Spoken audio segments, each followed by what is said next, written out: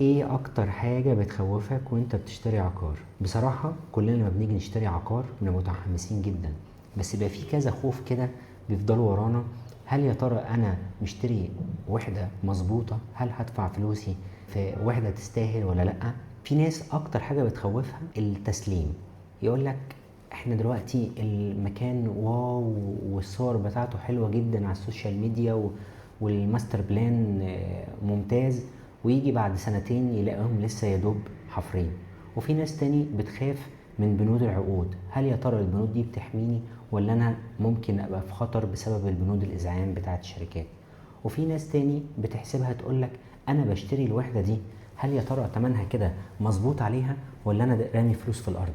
وبصراحة كل الخوف دوت طبيعي، ولازم تخاف بالطريقة دي علشان تقدر تفكر مظبوط في المشروع، تفكر مظبوط في الشركة، تفكر مظبوط في الاقساط بتاعتك، عشان قبل ما تشتري تكون واخد القرار المظبوط في وحدتك. وهل انا هعيش في المكان كده مرتاح، ولا هعرف استثمر مظبوط، ولا الدنيا هتبقى ماشية معايا ازاي؟ قول لنا في الكومنتات ايه اللي بيخوفك، ان كان من الاسعار ولا البنود ولا التسليم.